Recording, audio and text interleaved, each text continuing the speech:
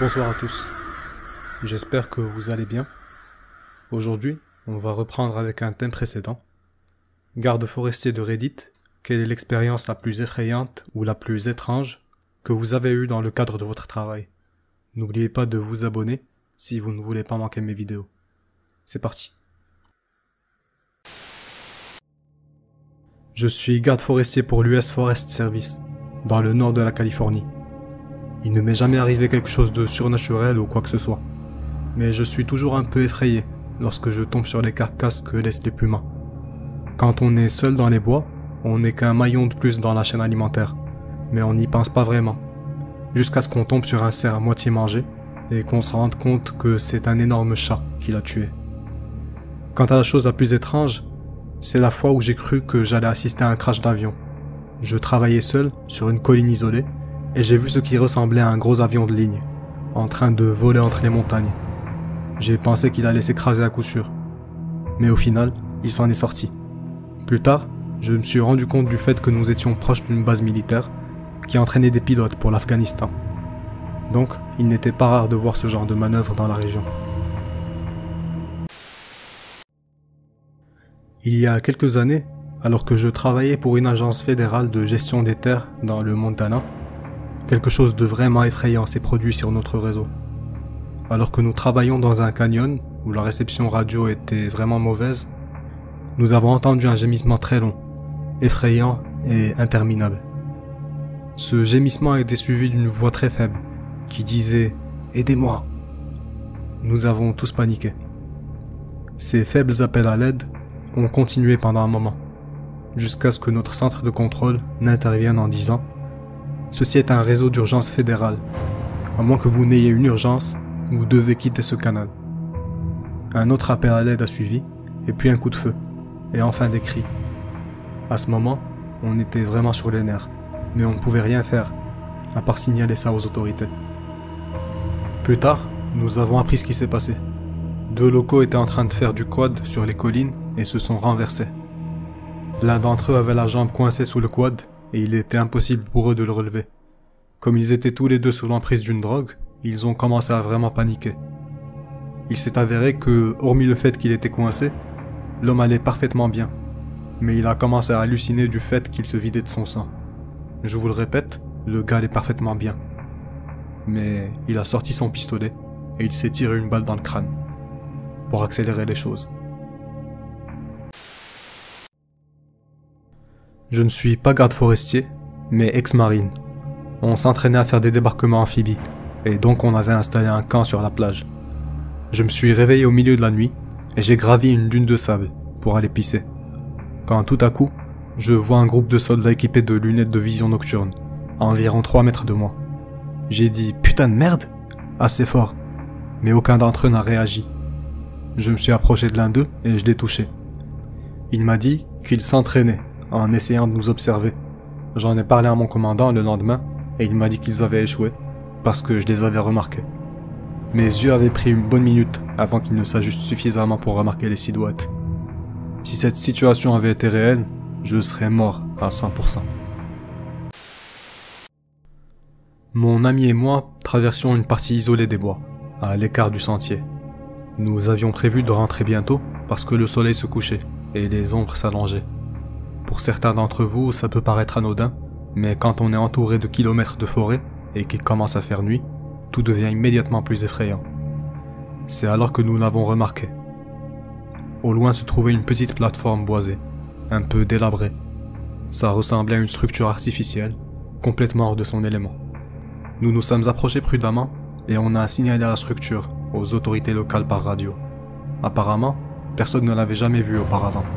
Personne ne savait même de quoi on pouvait parler. Avant qu'on ait pu vraiment s'en approcher, l'odeur de la plateforme s'est faite sentir. J'ai eu envie de vomir. Il n'y a pas de mots pour décrire à quel point c'était répugnant. Une odeur de viande pourrie, de choses mortes. À ce moment, nous étions tous les deux sérieusement effrayés et nous avons décidé de partir. Il se faisait tard et nous avions de toute façon déjà fait notre rapport. Les rangers du parc sont ensuite allés vérifier ce que c'était. Ils ont découvert 2 choses. Tout d'abord, l'odeur était en fait causée par des carcasses de petits animaux qui ont été ravagés et laissés à l'abandon, autour de la mystérieuse plateforme. Ensuite, ils ont trouvé plusieurs pièges à ours autour de la plateforme, bien qu'il n'y ait aucun ours dans cette forêt. Ils ont déraciné la plateforme et ils ont découvert qu'il s'agissait en fait d'un piège, essentiellement parce que les planches étaient fragiles et qu'une fosse profonde avait été creusée sous la plateforme, avec des objets en métal qui attendaient au fond. Je n'ai pas eu d'expérience plus effrayante que celle-ci, mais soyez prudents et prenez les précautions qui s'imposent lorsque vous êtes dans la nature. Il y a des gens bizarres. Je ne suis pas garde forestier, mais je travaillais chaque jour avec eux. Dans ce parc où je travaillais, les lions de montagne étaient un vrai problème, et leur nombre devenait trop important. Nous avons donc été obligés de les abattre. Un jour donc, on a organisé une battue. Mon collègue avait lâché ses chiens et les a laissés partir. Ils ont tous des trackers GPS et des colliers. La plupart d'entre eux se sont lancés à la poursuite d'un puma, tandis qu'un chien solitaire est parti dans l'autre sens. La plupart des rangers ont poursuivi le groupe de chiens, et l'un d'entre eux a dû aller chercher le chien solitaire. Il suit le traceur GPS et il s'arrête. C'est une grotte. Il l'observe fixement et il se dit « Je crois que mon chien est mort ». Mais l'État exige qu'il obtienne une preuve. Alors il s'est penché devant la grotte pour pouvoir voir à l'intérieur. Le chien était enseveli sous la neige. Il avait des taches de sang, mais il respirait encore. Le garde forestier s'est retrouvé face au cougar. Le puma passe à l'attaque et l'homme tire une balle. Le cougar est mort et le chien est sauvé. Aux dernières nouvelles, ce chien continue d'aider à dénicher les pumas dans les arbres.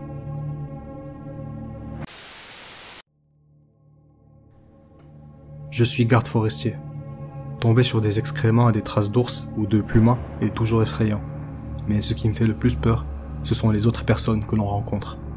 J'ai commencé à porter une arme, ce qui est contraire à la politique de mon boulot, après une rencontre particulièrement troublante. Je travaille normalement seul, mais ce jour-là, j'étais accompagné d'une collègue. Je l'ai quitté des yeux une seconde pour aller aux toilettes. Nous étions loin du réseau, et nous pensions être les seules personnes à des kilomètres à la ronde. Tout à coup, j'ai vu un homme immobile, à une dizaine de mètres de moi. Pendant 2 secondes, mon corps n'a pas su comment réagir, mais la sensation de terreur était extrême.